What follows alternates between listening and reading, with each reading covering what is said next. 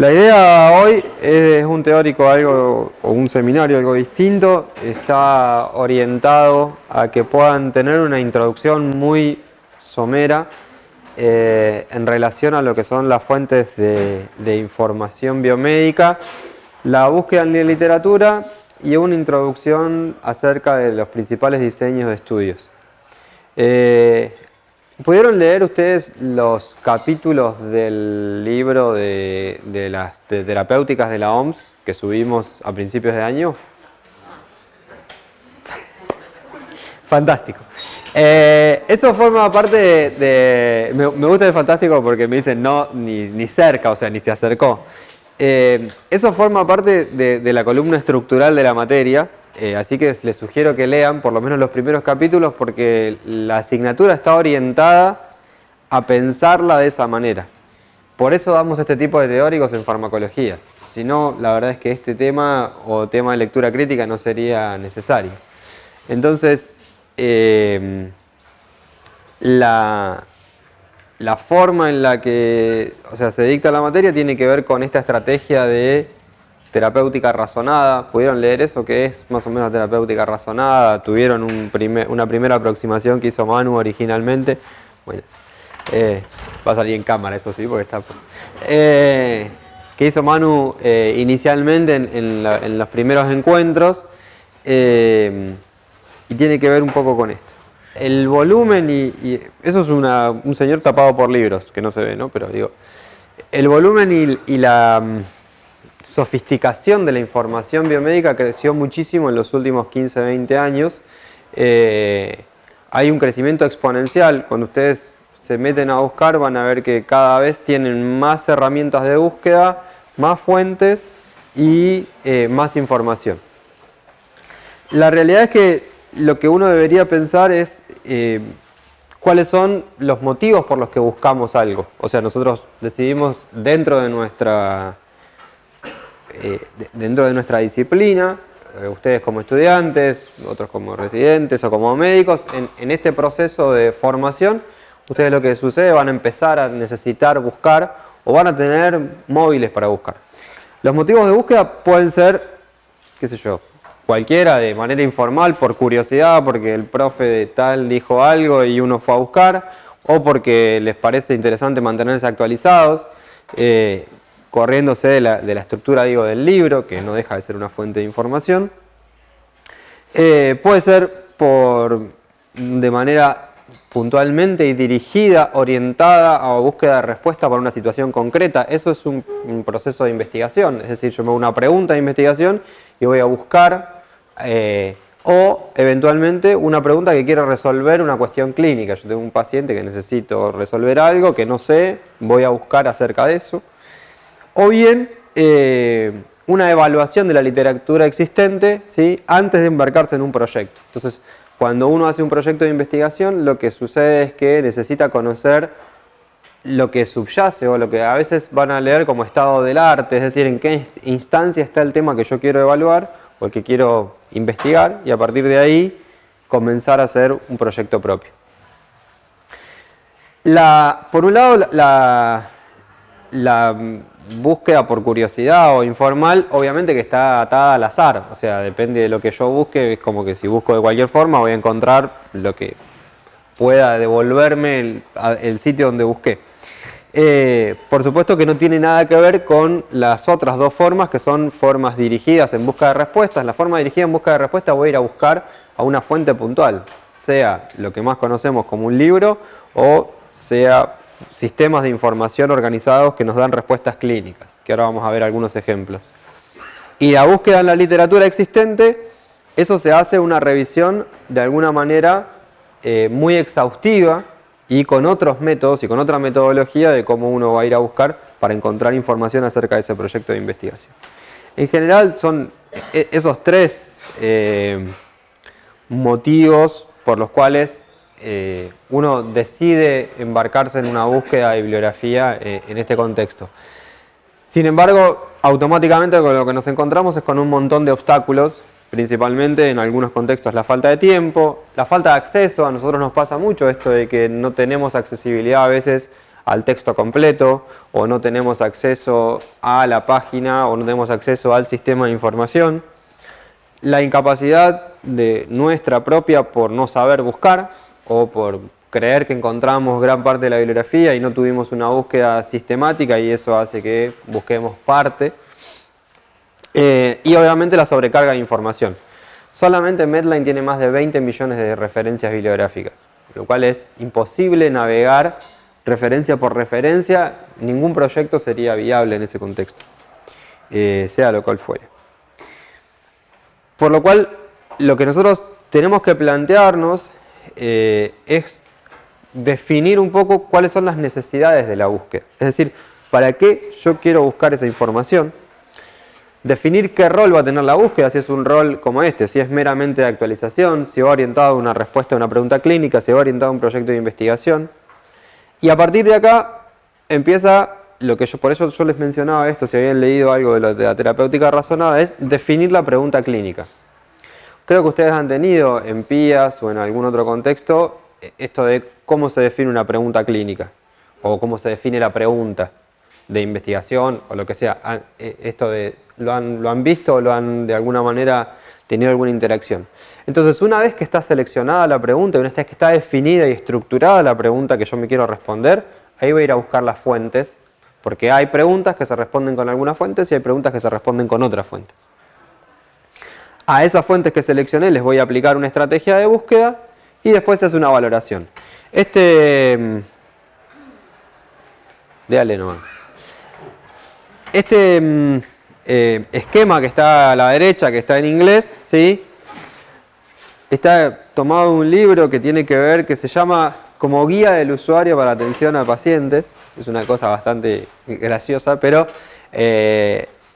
lo que interesante que plantea es que pone en el centro de toda esta estrategia al paciente, ¿sí? Ya sea desde la investigación o sea desde la mirada clínica.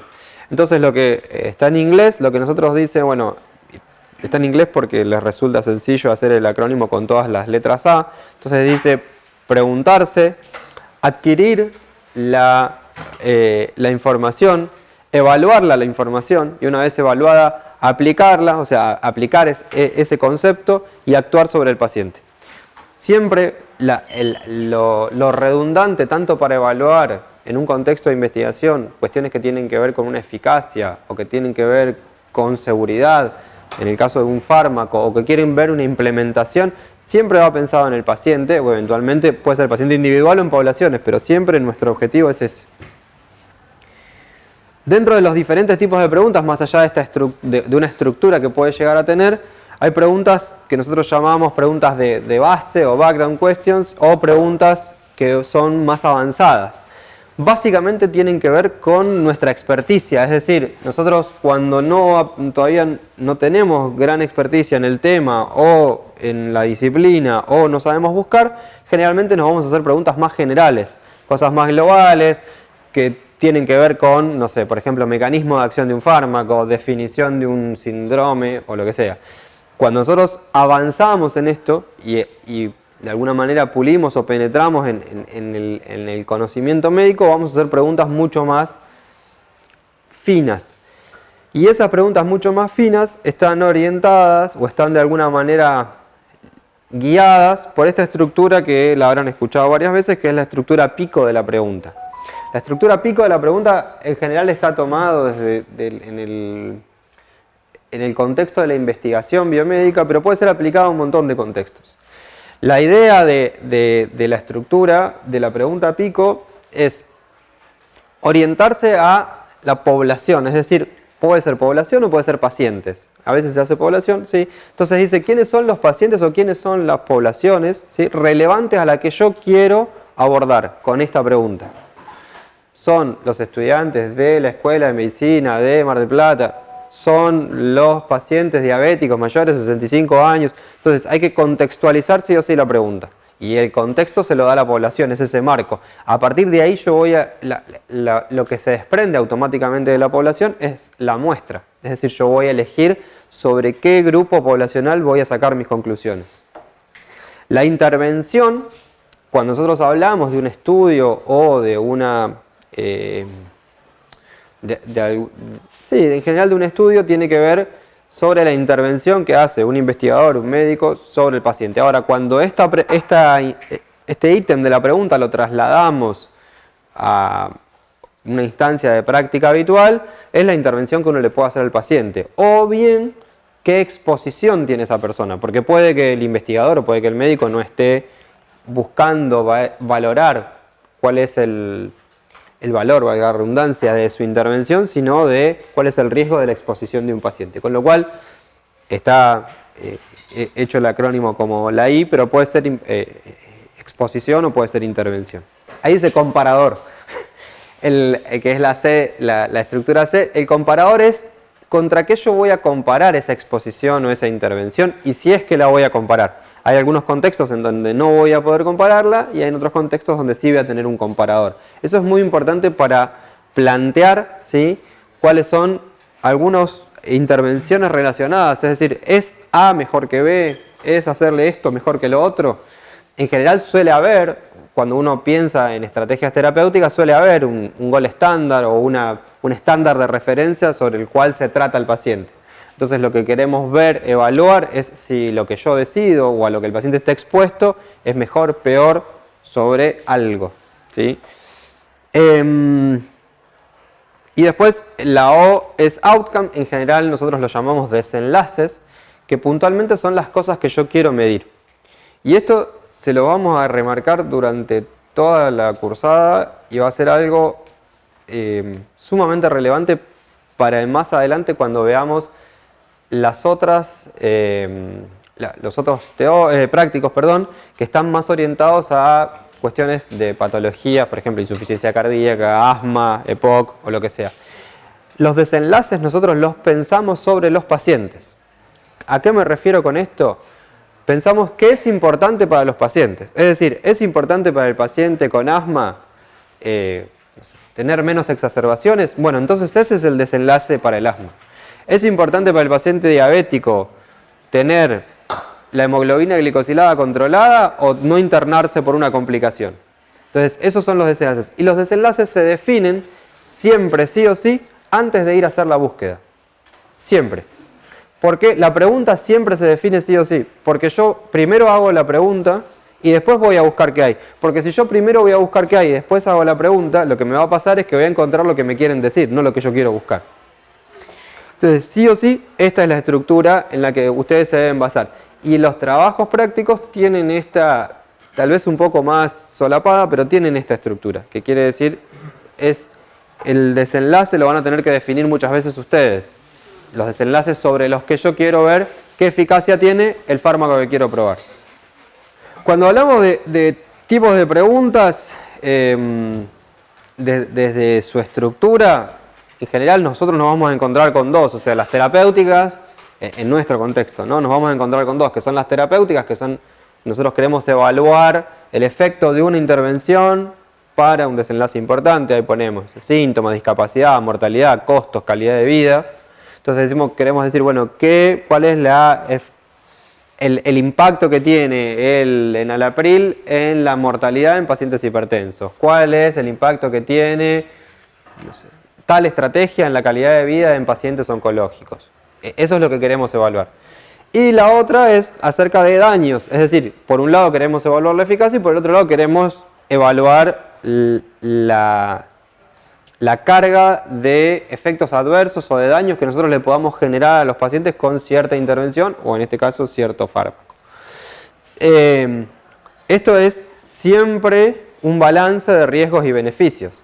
Nosotros podemos llegar a asumir que el paciente tenga un efecto adverso, como por ejemplo vómitos, si le reduce la internación o la mortalidad. Ahora puede que el paciente no pueda tolerar una diarrea persistente y el beneficio es que esté menos resfriado. O sea, entonces, conceptualmente el equilibrio entre el balance y riesgo-beneficios es otro tema que uno tiene que tener en cuenta. Ahora, cuando nosotros definimos objetivos terapéuticos y vamos a abordar objetivos terapéuticos, los objetivos terapéuticos son de eficacia, no son de seguridad. Yo voy a mirar si el fármaco es eficaz. Es decir, ¿fármaco reduce la mortalidad? No, el fármaco me reduce las internaciones, sí, pero me aumenta el infarto. Bueno, pero ese es otro problema, esa es una cuestión de riesgos. Porque esto generalmente suele suceder, que a veces pasa que objetivos terapéuticos, tener menos efectos adversos. No, no es un objetivo terapéutico. El objetivo terapéutico es un objetivo de eficacia. Es decir, si el fármaco es eficaz para tratar tal o cual condición. Lo que conlleva el efecto adverso es algo que trae aparejado el fármaco. Después, en este contexto, yo se los menciono, pero no lo vamos a ver, hay preguntas diagnósticas, o sea que tienen que ver lo que nosotros llamamos performance diagnóstica, es decir, si hay test diagnósticos que pueden de alguna manera... no, salté uno, pero no importa. Seguimos con esto, digo, si hay test diagnósticos que pueden de alguna manera ser mejor que otros, pero esta parte nosotros no la vemos, es decir, ¿qué es mejor para hacer diagnóstico de COVID-PCR o test rápido? Se compara y se evalúa la performance de un test. Y después, preguntas que están orientadas a diagnósticos diferenciales en la presentación clínica de cuestiones de pacientes. Pues decía diagnóstico, leí lo que decía. Diagnósticos diferenciales cuando nosotros abordamos una condición clínica en particular y no una cuestión que está más vinculada con una intervención. A partir de acá, ¿cuáles son las fuentes de evidencia? Bueno, nada, acá hay como un... Es decir, nosotros llegamos, dijimos, nos planteamos la pregunta, dijimos, bueno, nosotros necesitamos saber esto, algo que diseñamos o algo que queremos saber y eventualmente algo que nos sucede y que queremos resolver con nuestro paciente, ¿a dónde vamos a buscar los datos para tomar esas decisiones? Estos son un par de chistes, pero no sé si se llegan a ver. Ahí está el nene que se cayó y le dice, déjame que te dé un besito para que va a estar todo mejor. Y viene un médico fanático de la evidencia atrás y dice, no lo escuches, que un beso no es mejor que el placebo. No sé si saben lo que es el placebo. Acá otra fuente de información, un paciente va al médico y le dice, yo en realidad ya estoy diagnosticado, me diagnostiqué a mí mismo buscando en Google, lo que vengo solamente es para ver una segunda opinión. Y en el otro es un laboratorio de investigación que dice que por favor, le dice el dueño del laboratorio, que por favor trate de encontrar algo que funcione como la aspirina, pero que cueste aproximadamente 8 o más veces. Esto dispara ahí un par de cuestiones que tienen que ver con no ser estrictamente fanáticos de la evidencia, que hay algunas cuestiones que no nos vamos a poder responder, que la búsqueda de la respuesta a la pregunta está basada en la incertidumbre y eso tiene que ver con lo que nosotros hacemos todos los días, que va a haber más y menos, mejor y peor evidencia, pero que a veces es lo que hay y que tenemos que tomar decisiones sobre eso, que no nos puede de alguna manera atar, bueno, no hay evidencia, no hacemos nada, eso no puede estar ligado en el contexto de la práctica, en el contexto de la investigación, por supuesto. Esto de que hay que, hay que aprender a conversar con el paciente, porque el paciente tiene un preconcepto y de su enfermedad, de su situación muchas veces, y uno puede que dé un diagnóstico acertado o no, pero a lo que vamos es que tiene que tener la mejor fuente disponible para poder de alguna manera interactuar con el paciente. Y el último tiene que ver con algo que tal vez nos toca más de cerca en la materia, que es la influencia de la industria farmacéutica en el desarrollo de fármacos. Así que ese es un poco algunos disparadores vinculados con las fuentes de evidencia. Esto es algo que, digo, me parece que es algo meramente conceptual, no, porque hay mucha variabilidad alrededor de esto. De alguna manera nosotros necesitamos categorizar la evidencia disponible y decir, bueno, categorizarla ¿cómo? Basándonos en el grado de confianza que se puede otorgar a la información. Es decir, esta información que yo obtuve de acá, ¿es confiable para que yo tome una decisión? Esto ha ido cambiando con el correr de los años. Esta pirámide es, no sé si vieja, pero probablemente en el contexto de los que discutimos todos los días esto, desactualizada. Pero para adentrarnos en el tema, me parece que es más que suficiente, porque si no puede generar confusión. Entonces, esta pirámide de alguna manera trata de representar en el tope aquellos diseños, en realidad, o de aquellos tipos de estudio que son más confiables, y en la base aquellos que son menos confiables. Que sean más o menos confiables no quiere decir que todo esto basándonos en que están bien hechos. O sea que estructuralmente, que operativamente, el estudio de caso control que está en la base de la pirámide y la revisión sistemática están adecuadamente hechos. O sea, si vos tenés una revisión sistemática mal hecha, es mala, independientemente, o sea, y baja, desaparece de la pirámide. Lo que me refiero es que esto tiene que estar bien hecho. Ahora vamos a hablar de los tipos de diseño, pero inicialmente las revisiones sistemáticas, ¿sí?, de ensayos clínicos aleatorizados, y ahora vamos a ver qué son los ensayos clínicos y qué son aleatorizados, y qué son las revisiones sistemáticas. Están en la punta de la pirámide, luego los ensayos clínicos aleatorizados, otros ensayos clínicos controlados no aleatorizados, ¿sí? Estudios observacionales, donde habitualmente lo que nosotros tenemos son los casos y controles o los estudios de cohorte, y por último estudios de casos aislados y la opinión personal. Fíjense que la forma de aprender nuestra como médicos habitualmente está muy vinculada con la transmisión de la información del médico de mayor jerarquía al médico de menor jerarquía. Y eso se basa en, o sea, está en el último nivel de evidencia, o sea, la opinión es muy bajo el nivel de evidencia. La opinión de un experto no construye una estructura de evidencia válida. No es, me lo dijo el doctor tal, entonces básicamente eso no tiene evidencia. Porque la opinión personal está traccionada por un montón de cuestiones, sobre todo vinculadas por el sesgo. A veces, no intencional, no es que quien te lo dice tiene alguna intencionalidad, pero está formado de una manera tal. Entonces, la idea es que, y acá es donde se desprende otro brazo de este seminario, es, además de que ustedes puedan conocer las fuentes y dónde ir a buscar, valorar por sí mismos, ¿sí?, la información con la que cuentan. Esto se anexa a algo que se llama lectura crítica, pero es algo que a partir de ahora y en adelante sería muy bueno que lo hagan, no solamente en fármaco, en todo lo que ustedes vayan a hacer. Lo que pasa es que van a tener que reducir el volumen de información o tratar de reducir el volumen lo máximo, porque si no es inabarcable. Pero digo, después vamos a volver a verlo en lectura crítica, pero un poco este es el concepto.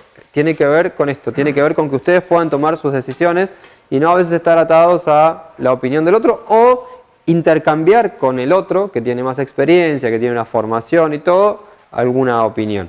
Cosa que puede generarles algún problema, pero bueno, eso es otra historia. Dentro de las fuentes, me hubiese gustado tener un pizarrón, pero como se dan cuenta no lo tengo. Hay fuentes que nosotros llamamos preevaluadas o prevaloradas, van a leer también. ¿Qué quiere decir eso? Que han sido de alguna manera filtradas, ¿sí?, por múltiples grupos que conocen y que trabajan todos los días en evidencia. Entonces eso permite que cuando nosotros vamos a buscar la información tengamos cierta certeza de que esa información ya fue evaluada y fue filtrada y fue valorada. Tiene mucho que ver, o sea, estas fuentes nos dan en general respuesta a las preguntas clínicas del día a día, o el diagnóstico diferencial, o la pregunta que está vinculada a encontrar un test diagnóstico adecuado, o la pregunta que está vinculada en cómo abordar un paciente con tal patología, o solamente para actualizarnos un tema. Bueno, ¿cuál es se le llama estado del arte? ¿Cuál es el estado del arte de la, no sé, coccidioidomicosis? Bueno, entonces buscas y vas a encontrar a alguien que actualizó, filtró y adecuadamente manejó esta información. Hay un montón de fuentes. Yo les dejé... No, lo que pasa es que claro, no van a tener el acceso al link, cosa que me da bronca, pero bueno. La gran mayoría de las fuentes, lamentablemente, son pagas. Las dos primeras, Dynamed y UpToDate. Dynamed es una fuente preevaluada o es una fuente que depende del Colegio de Médicos Americanos, de ACP, ¿sí? American College of Physicians. Y UpToDate también, que capaz que han escuchado, es un poco más famosa, ¿sí? También es una fuente que son pagas, pero eso te permite, o sea, a vos te permite buscar sobre una patología. Ahora no tenemos conexión, pero si en algún momento a ustedes les interesa, lo hacemos, es un segundo. Introducción, epidemiología, diagnóstico, tratamiento. Es como si fuese un libro, pero permanentemente actualizado y con algunas valoraciones críticas. Entonces dice, bueno, esto tiene este nivel de evidencia sobre en general patologías. La tercera es BMJ Best Practices. Esta es otra fuente de la revista británica de British Journal of Medicine, ¿sí? Y después las otras son de McMaster, de la Universidad de McMaster, Cochrane, que es un consorcio de gente que se junta a hacer revisiones sistemáticas y es como el más importante. El otro también es de McMaster unido con Dynamed, y el otro es de la Universidad de York, donde en general ahí lo que buscamos son estudios que tienen que ver con costo-efectividad o evaluaciones, se llaman evaluaciones de tecnologías sanitarias. Hay, además de estos, 10.000 millones. Estos son como los más conocidos. Tal vez alguna vez, cuando ustedes vean el simbolito, puedan decir, bueno, esto sirve un poco más, puede tener un poco más de fuente de evidencia, un poco más, vale. Y las fuentes no preevaluadas, que son las que habitualmente nosotros más conocemos, o sobre todo la primera, que es PubMed, ¿sí? PubMed es una base de datos dependiente de la Biblioteca Nacional de Medicina de Estados Unidos, donde está orientada a la información biomédica. Hay otras como Web of Science, la Biblioteca Virtual de Salud. Esto es de toda Latinoamérica y esto lo que tiene el beneficio es la búsqueda en castellano, porque hay todas las otras fuentes, la búsqueda es prácticamente en inglés.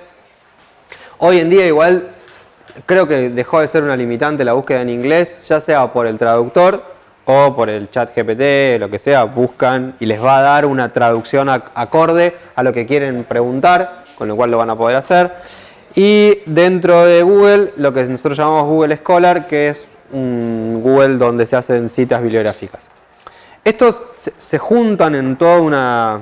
se juntan un montón de información, algunas se solapan y otras no.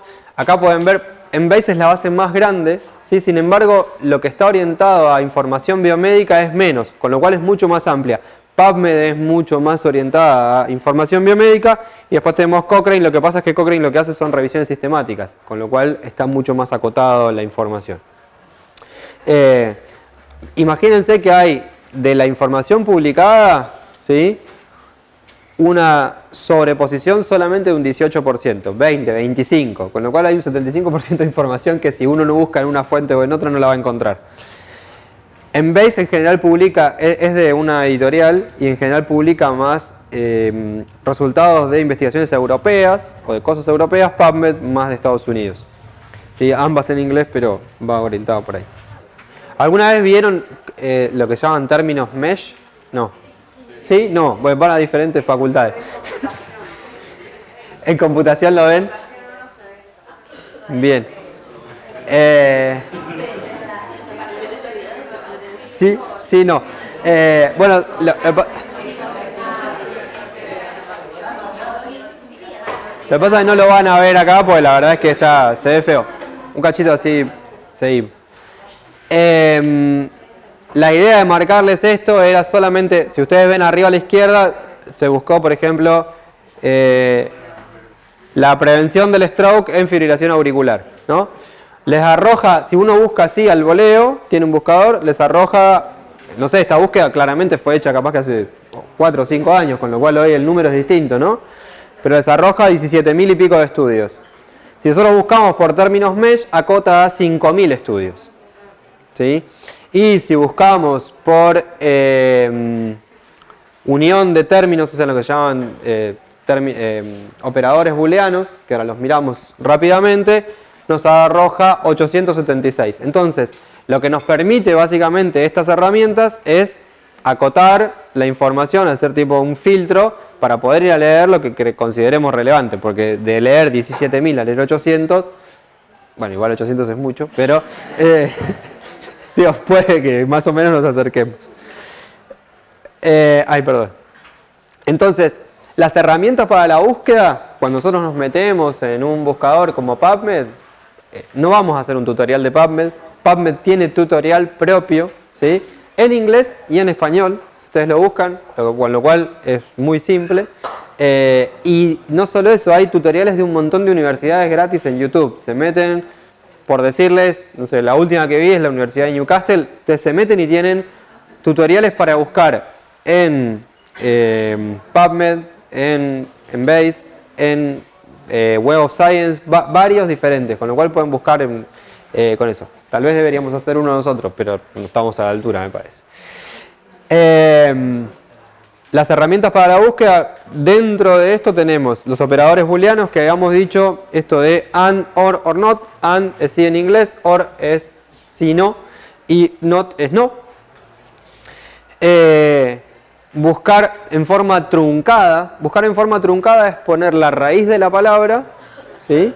Y un asterisco. Entonces esa raíz de la palabra, que por ejemplo puede ser child, ¿sí? Y el asterisco me busca children, childhood, childs, o sea, todo lo que esté detrás de child me lo busca con el asterisco. Poner límites en los años, en la edad, en el sexo, en el tipo de estudio. Si quieren, en general PubMed busca humanos o animales. Si uno no le pone el filtro de humanos, puede buscarte estudios en humanos o animales. Los paréntesis agrupan los términos. O sea, por ejemplo, yo puedo tener, si yo pongo cáncer colorectal, me busca cáncer y colorectal. Entonces me busca todo eso. Todo lo que diga colorectal puede ser una endoscopía, pero puede no ser cáncer. Y todo cáncer puede ser de pulmón y no de colon. PubMed igual lo busca de otra forma, pero no importa. Digo, conceptualmente, si ustedes lo ponen entre paréntesis, le va a permitir que le busque el concepto de cáncer colorectal. Después le pueden agregar y, o, lo que sea. Esto entre corchetes, ¿sí? Que dice corchete TI o corchete TIA. TI es título. Y AB es abstract. Abstract es el resumen de cualquier estudio de investigación. Si ustedes ponen eso, lo que les va a devolver es un resultado que les permite ver si su concepto está en el título o en el abstract. Porque muchas veces pasa que el investigador nombra, ¿sí?, de una manera algo en el título, ustedes no lo encuentran y lo buscan en el abstract y está. Ahora vamos a ver un ejemplo de eso. O inclusión de comillas. Con respecto a los operadores booleanos, ¿sí? OR, ¿sí?, quiere decir busca cualquiera de los dos. Busca úlcera péptica o hemorragia, pero junta los conjuntos, ¿sí? AND busca úlcera péptica y hemorragia, es decir, todo lo que junte ambos conceptos, con lo cual el conjunto se reduce, achica, ¿sí? Si yo busco con OR, amplío, si busco con AND, achico. Y NOT, ¿sí?, busca todas las úlceras pépticas que no tengan hemorragia. Entonces me elimina la hemorragia del concepto de úlcera péptica. ¿Sí? Siempre eso excluye el criterio. Un ejemplo para, de alguna manera, traducir, nosotros por ejemplo queremos buscar a ver si el consejo médico, ¿sí?, eso sería la intervención, la I de la pregunta, es eficaz para el abandono del tabaco. Ese sería ¿qué? Dentro de la pregunta pico, ¿qué sería? Si yo quisiera decir, el consejo médico es que la intervención, el comparador, la intervención. El abandono del tabaco, ¿qué sería? El desenlace, exactamente. Es decir, sí, fíjense que a veces la pregunta no está construida de la manera que...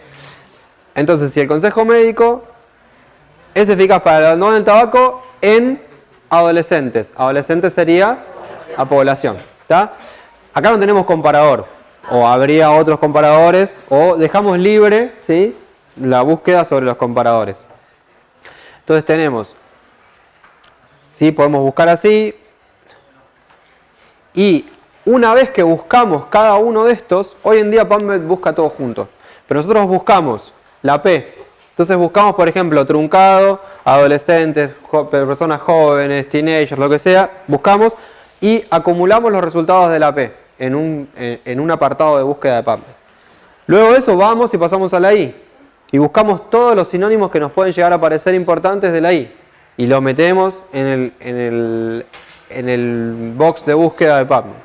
Y después en la O, que es el outcome, y buscamos los resultados de la O y después eso lo va juntando solo, no es que ustedes tienen que hacer algo, lo va juntando solo PubMed y una vez que juntó toda la estrategia de búsqueda, ponen buscar y les busca esto. Puntualmente, busca cuáles son las intervenciones, o sea, si hay intervenciones que reducen o favorecen el abandono del tabaco en adolescentes.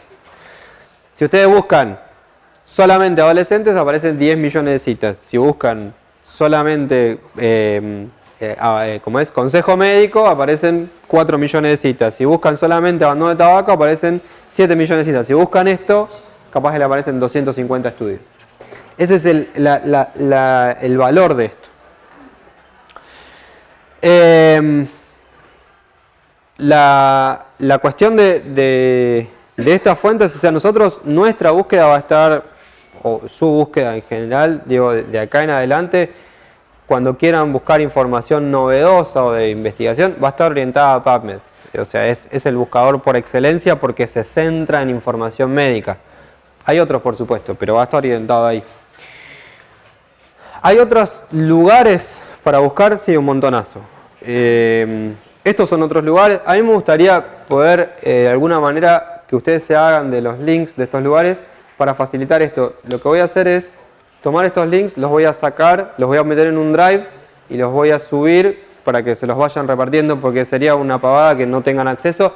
Después si acceden o no es otra historia, pero digo, que tengan la disponibilidad, la accesibilidad y que sepan más o menos que cada uno qué es. Las agencias de evaluación de tecnología sanitaria son agencias orientadas a valorar el uso de tecnología sanitaria. Se refiere a un fármaco, un marcapaso, una prótesis, ¿sí? O un dispositivo, un audífono, ¿sí? Todo eso en un contexto más orientado a lo gubernamental, que tiene que ver más con la cobertura. Entonces hacen en general una valoración no solamente de la evidencia, sino también de los costos, ¿sí? Y eso permite de alguna manera tomar decisiones más poblacionales. Tal vez si ustedes quieren saber si alguna intervención es más útil a nivel poblacional y no individual de un paciente, es más interesante ir a buscar acá. Estas son agencias varias, de todas le diría de muchísima calidad.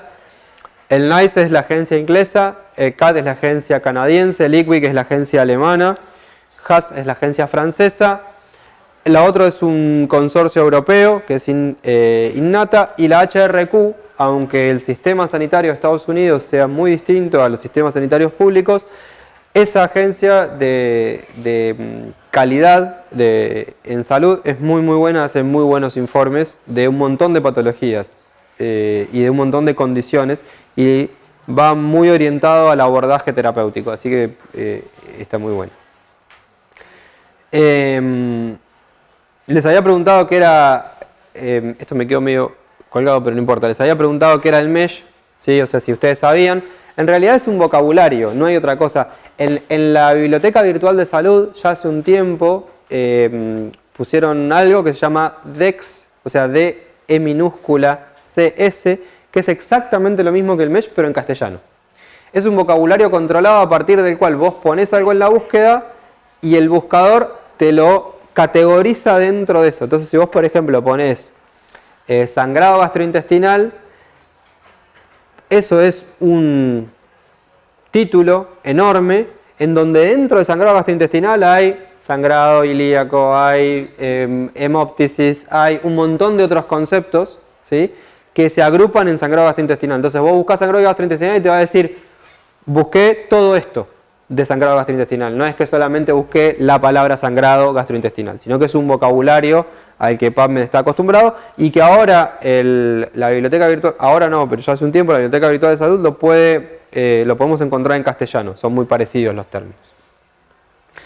¿Por qué charlábamos de esto? O sea, los autores, hay por ejemplo definiciones, ahí dice hand washing, que es lavado de manos. Yo quiero buscar lavado de manos, hay por lo menos 6 o 7 definiciones, o sea, definiciones de referencias de autores distintas para decir lavado de manos.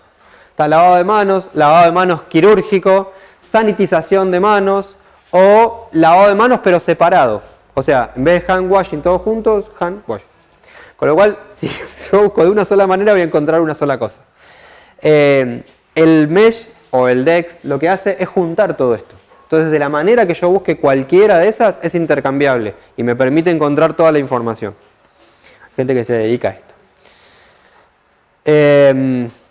Otros lugares para buscar, para nosotros ANMAT es nuestra agencia reguladora, y la agencia reguladora lo que hace es aprobar o no tecnologías sanitarias y hace informes de calidad de esa tecnología, con lo cual es una fuente de búsqueda interesante. Y después las agencias europeas y americanas, la FDA, como lo habrán escuchado repetidas veces, es lo mismo que la ANMAT, pero tienen buenos informes también. Y después los metabuscadores, que son buscadores que no tienen bases de datos propias, sino que van sacando de diferentes bases de datos, ¿sí? Por ejemplo, el Trip Database saca de Embase, saca de Medline, saca de revistas, ¿sí? De revistas, o sea, de artículos originales. Entonces eso, de alguna manera, es como mucho más sensible, amplía la búsqueda, pero hay que ir a leer con mucha más precaución, ¿sí?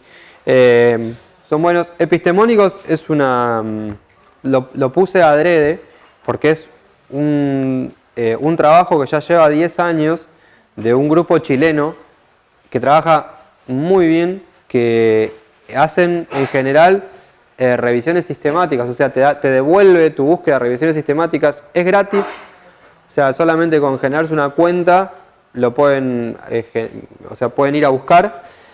Tiene opciones de pago, pero no cambia la estrategia de búsqueda. Se busca en castellano y por palabra, así, quiero saber qué es la displasia ritmogénica. Lo buscan así y les devuelve la información. No solo eso, sino que además tiene un elemento que es muy interesante que se llama matriz. Entonces, si a ustedes le dice que tiene 10 revisiones sistemáticas y hay 50 estudios, le dice cuántos estudios de esos incluyó cada revisión sistemática.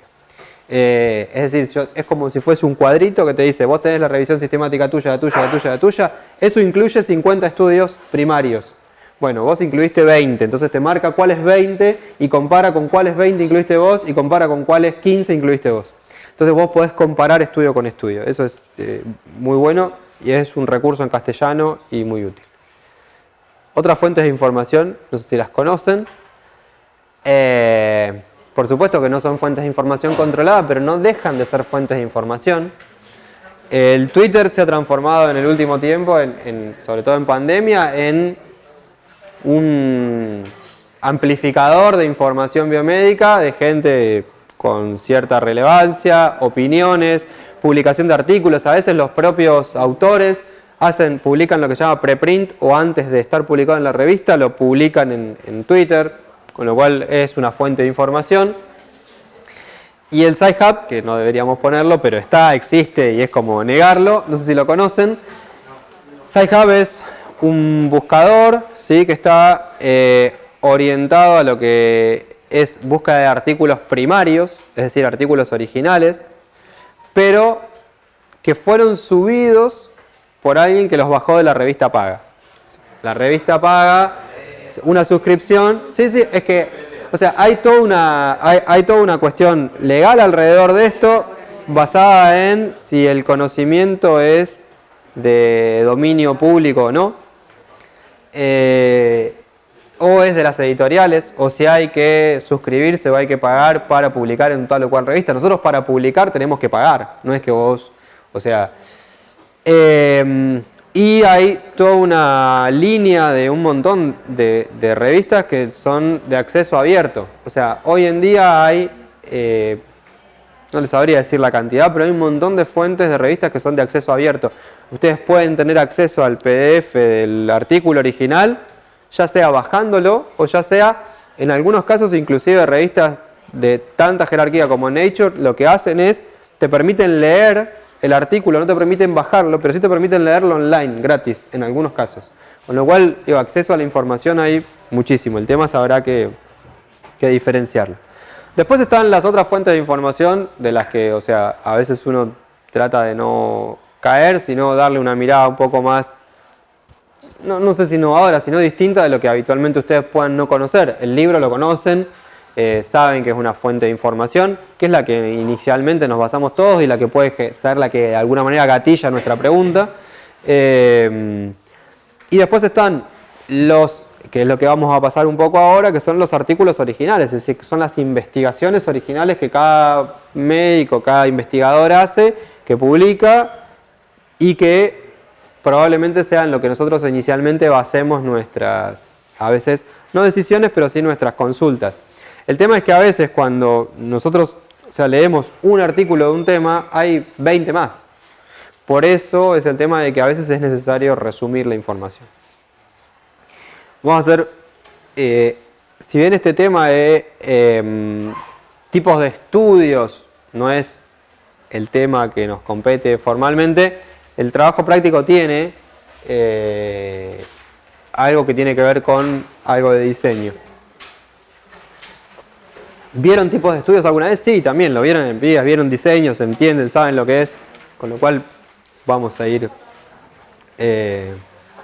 relativamente rápido.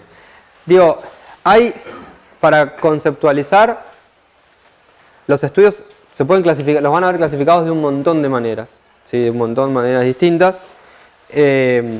pero originalmente pueden ser observacionales o experimentales, ¿sí? ¿Qué quiere decir? ¿Se les ocurre? ¿Quiere decir observacionales o experimentales? Sí, aunque en el observacional solamente se observa y en el experimental es como que el investigador introduce una variable que interviene. Bien, perfecto, es eso. Entonces, es la característica principal de lo que nosotros llamamos ensayos clínicos, ¿sí? Esos son los estudios experimentales. Y los observacionales son, en general, todos los otros. Casos controles, cortes prospectivas, retrospectivas, como ustedes quieran. Pero en general son esos. Después se pueden diferenciar por la unidad de análisis, que esto lo veníamos charlando un poco cuando definíamos población. Es decir, ¿qué es la unidad de análisis? La unidad de análisis puede ser o bien el individuo, el paciente en particular, o bien una población. Entonces eso hace diferenciar y ahí es donde entran a jugar un poco los estudios ecológicos. Estudios ecológicos son aquellos estudios que uno toma datos de una población y quiere sacar datos, o sea, de esa población. Pero a veces cae en lo que suele llamarse falacia ecológica, que es decir, yo quiero saber la mortalidad en pacientes con cáncer colorectal. Perfecto, vos vas a ver, por datos vas a saber cuántos pacientes con cáncer colorectal hay y cuánta mortalidad hay, pero vos no sabés si el paciente X se murió, ¿sí?, de cáncer colorectal. Son datos poblacionales, vos hacés análisis poblacionales, no de pacientes puntuales.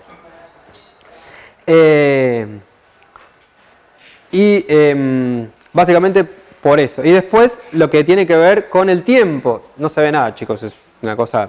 Y es más, creo que o yo veo mal o está mal... No, esto no era lo que... Ahí se ve un poco mejor, ¿no?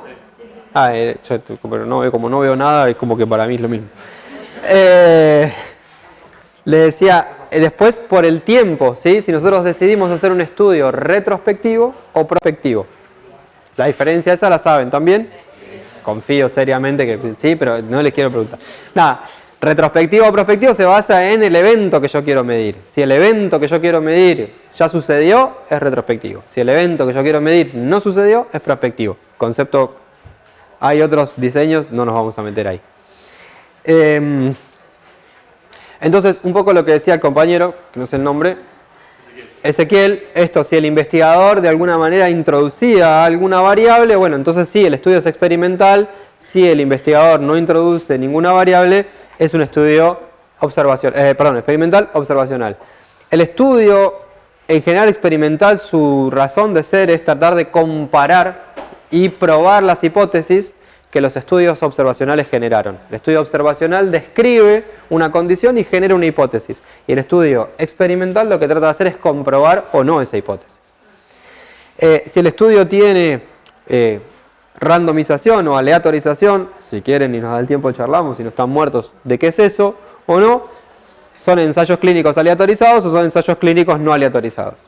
Y después, si los estudios observacionales tienen comparadores, o sea, tienen un grupo de comparación, si yo comparo el grupo A contra el grupo B, ¿sí?, son estudios analíticos, y si no comparo, son estudios solamente descriptivos. Si ese análisis, o sea, esa evaluación analítica que yo hago del estudio en el tiempo, ¿sí?, es retrospectivo, como decíamos hace un rato, en general son casos y controles o estudios de corte transversal. Y si son hacia adelante, es decir, el evento no sucedió, son en general estudios de cortes. Esto es un poco más simplificado. Si dentro de los estudios de intervención van a tener ensayos clínicos. Dentro de los estudios de incidencia y pronóstico, ¿sí?, incidencia es ¿Qué? Casos nuevos. Con lo cual, para yo saber casos nuevos, evidentemente no tiene que haber pasado. Si pasó, no voy a saber incidencia. Voy a saber prevalencia, es decir, yo sé los casos que hay. Entonces, para incidencia, estudios de cohortes, que en general son los que definen desde la exposición al evento. De prevalencia, estudio de cohorte transversal, ¿sí? Etiología de factores de riesgo, pueden ser algunos estudios de cohorte o pueden ser, en general, caso control. Y el diagnóstico, no entramos en diagnóstico. ¿Qué les parece que es, por ejemplo? Dice, ¿cuál es la prevalencia de pacientes VIH positivos en mi centro de salud? Es un estudio de...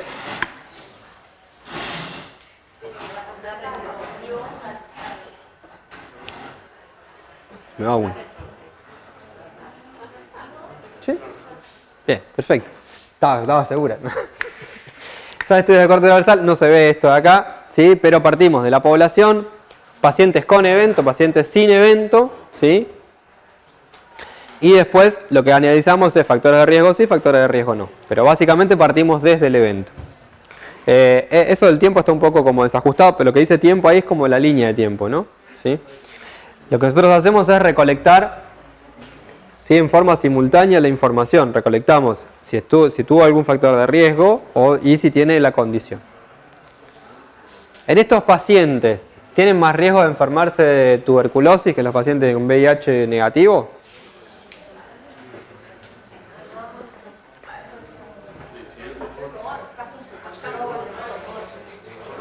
Hay como disquisición. Algunos casos y controles, otros... ¿Otros qué? No sé qué dijeron. De corte. De corte prospectiva. Lo que yo quiero ver es el riesgo, ¿no? O sea, tengo... Sí, tengo... Está bien, todos los pacientes tienen, o no, sí, pero yo tengo una población libre del evento de interés. El evento de interés en este caso es la tuberculosis. Sí, lo que yo quiero ver es si estos pacientes se enferman o no de tuberculosis. Con lo cual, veo si tienen el factor de riesgo, veo si no tienen el factor de riesgo, estoy parado acá y yo digo, bueno, los que se infectan de VIH hacen más riesgo de tuberculosis, tienen más riesgo de desarrollar tuberculosis, sí o no. Y lo sigo en el tiempo. Estoy parado en el presente, miro hacia el futuro cuáles son los factores de riesgo y busco el evento hacia adelante. El estudio de corte retrospectivo... en general, esto no es para enquilombarlos. Esto lo charlamos al final. Ahora les digo qué es, porque en general se usa muchísimo, pero es complejo pensarlo desde la idea. Los estudios de caso y control, por supuesto que lo que hacemos, ¿qué es? O sea, tenemos casos y tenemos controles y vemos dentro de los casos cuáles tenían y cuáles no el factor de riesgo, y dentro de los controles que no tienen el evento, cuáles tenían y cuáles no el factor de riesgo. ¿Sí? Por ejemplo, esto disminuye el riesgo de enfermar de tuberculosis si les doy quimioprofilaxis. Bien, ¿sí? Tienen recontra clara. Son un estudio experimental. Le doy, ¿sí? Lo randomizo, puede o no randomizarlo. Veo la población, le doy la intervención y evalúo en el futuro. Con lo cual, cuando uno mira prospectivamente, en general hay dos tipos de estudios que son prospectivos. Uno es la cohorte, ¿sí? De seguimiento, y otro es el ensayo clínico o el ensayo experimental, que no deja de ser una cohorte, pero a la que yo intervengo.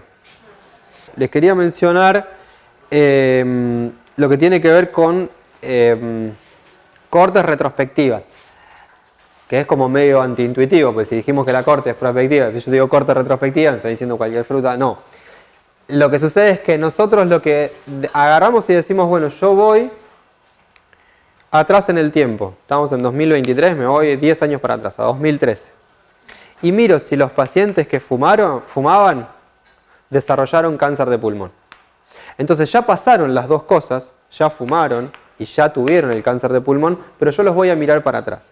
En general son estudios que se utilizan muchísimo y que sirven para calcular incidencias en el tiempo, ¿sí?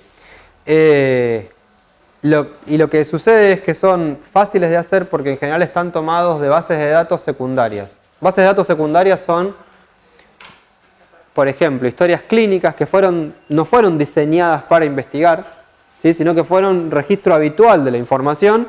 Yo de paciente que fuma, paciente que, en la misma historia clínica, a los 5 años, paciente que desarrolló cáncer de pulmón. Entonces yo voy a buscar eso. Y miro si hay de alguna manera alguna asociación causal en el tiempo, ¿sí? No puedo, bajo ningún punto de vista, asumir que hay causalidad. Hoy en día nosotros sí, pero digo, nosotros con eso lo que tratamos es de evaluar esa cuestión. Son interesantes, son de alguna manera fáciles de realizar. Lo que sucede es que contamos con el riesgo de que la información pueda estar o no registrada o mal registrada porque no se pensó en una investigación en ese contexto. Creo que esto no mucho más. Ahí les había dejado, después les subo también, voy a armar y les pongo los tutoriales para la búsqueda. Esa es de la Universidad del Estado de Georgia, que está buena. Y hay otro, un tutorial de PubMed directamente. Y hay uno que está traducido. Así que lo pueden buscar. La idea del seminario tiene que ver con esto, con que ustedes puedan empezar a adentrarse en, ven que hay un montón de fuentes de información que, ¿qué tal? ¿Cómo le va? Hay un montón de fuentes de información que podemos utilizar. La idea es que podamos empezar a filtrarlas, no se abrumen por la información. Si en algún momento les hacemos buscar algo, va a pasar un poco esto. Pero creo que esto es aplicable a un montón de otras disciplinas de las que se van a ir como chocando y van a necesitar a veces tomar decisiones. Independientemente de ello, yo creo que es importante reparar en esto. Este tipo, este señor, se llama Douglas Allman. Se llamaba, se murió, fue un estadístico de Oxford y fue la persona que diseñó prácticamente toda la estadística biomédica con la que nosotros trabajamos todos los días. Y lo que planteó desde el año 90 es esto, es que nosotros lo que necesitamos es menos investigación, mejor investigación e investigación hecha por los motivos que corresponde hacer investigación. Me refiero a, con esto, si nosotros podemos leer críticamente, si nosotros podemos evaluar, si nosotros aprendemos a buscar, vamos a tener más herramientas para hacer esto. Esto no quiere desalentar la investigación, sino que quiere reasignar recursos, decir dónde vamos a investigar, qué vamos a investigar y qué es lo que queremos ver con lo que investigamos. O sea, porque si, y esto está muy atado a cuáles son realmente los objetivos importantes para los pacientes. ¿Al paciente qué le importa? ¿No tener disnea y poder ir al baño? ¿O le importa tener un valor de laboratorio controlado? Esa es la idea general, ¿sí? Así que bueno, no mucho más. No sé si me querrán preguntar algo, pero asumo que no, porque no entendieron nada. Pero si me quieren consultar, totalmente a disposición. Y no sé ni qué hora es. Los links, o sea, el drive lo tengo que armar y se lo subo al campus para que todos tengan acceso y armo eso con los links de los diferentes lugares, si les parece. Y alguno más que sea en castellano y eso en búsqueda que son un poco más amigables.